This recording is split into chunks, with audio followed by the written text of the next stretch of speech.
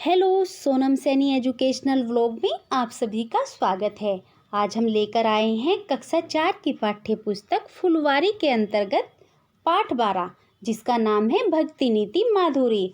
आज हम इसमें पढ़ेंगे कबीरदास जी के दोहे, जिनका मैं आपको आज से स्वर वाचन करके दिखाऊंगी और उसके बाद उन सभी का अर्थ भी बताऊंगी।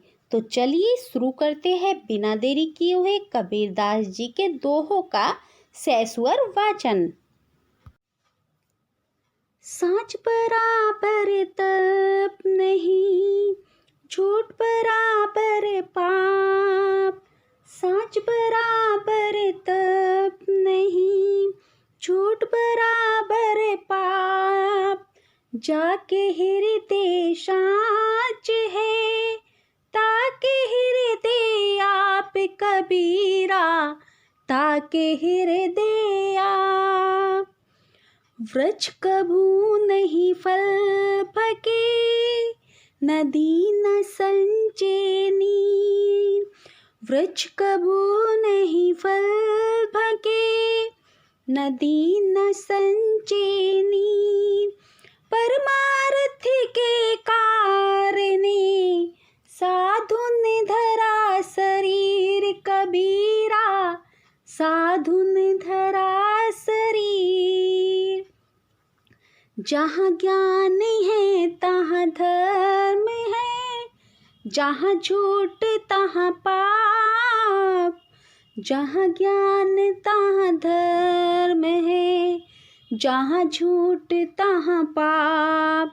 जहाँ लोभ तहाँ काल है, जहाँ छिमाता है आप कबीरा, जहाँ छिमाता है आप। तो ये था हमारे कबीरदास जी के तीनों दोहों का सैस्वर वाचन। अब मैं आपको इन तीनों दोहों का एक एक करके अर्थ भी बताती हूँ। तो चलिए शुरू करते हैं।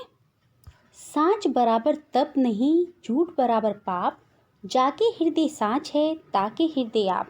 कबीरदास जी इस दोहे में कहते हैं कि सत्य के बराबर कोई भी तप, कोई भी तपस्या नहीं है और झूठ के बराबर कोई भी पाप नहीं है। झूठ से बड़ा कोई पाप नहीं होता। जाके हृदय सांच है, ताके हृदय आप।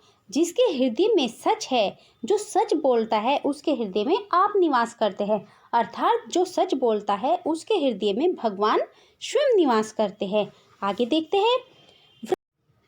वृक्ष कभू नहीं फल भके, नदी न संचे नीर। परमारथ के कारणे, साधु धरा शरीर। जिस प्रकार वृक्ष अपने फल कभी नहीं खाते हैं और नदी अपना पानी स्वयं नहीं पीती है। क्या आपने देखा है कि जो वृक्ष होते हैं वो अपना फल स्वयं खाते हैं, या नदी अपना पानी अपने आप पीती है? वो दूसरों के लिए होता है। ठीक उसी प्रकार जो साधु लोग होते हैं, सज्जन लोग होते हैं, वो दूसरों के उद्धार के लिए ही अपना पूरा जीवन व्यतीत कर देते हैं। दूसरों की भलाई के लिए ही अपना पूरा जीवन लगा देते हैं। आगे देखते हैं। जहाँ ज्ञान तहाँ धर्म है, जहाँ झूठ तहाँ पाप। जहाँ लोभ तहाँ काल है, जहाँ क्षमा तहाँ आप। कबीरदास जी कहते हैं कि जहाँ पर ज्ञान है वहाँ धर्म निवास करता है, और जहाँ झूठ है वहाँ पर पाप रहता है। जहाँ लोभ है, जो लोभी है उसके हृदय में मतलब वहाँ पर काल रहता है, और जहाँ क्षमा वहाँ आप। और जब क्षमा यानी कि अक्षमा करना जानता है, वहाँ भगवान स्वयं निवास करते हैं।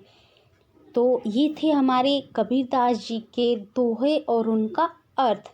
आपको ये कैसा लगा? थोड़ा सा मैं आपको कबीरदास जी के बारे में भी बता देती हूँ कि कबीरदास जी जाति पाति, ऊंच नीच, धार्मिक भेदभाव आदि का जोरदार खंडन करने वाले संत कवि थे। इनका दृष्टिकोण मानवतावादी था। इनकी रचनाएं 3 रूपों में, साखी, शबद और रमेनी में मिलती है।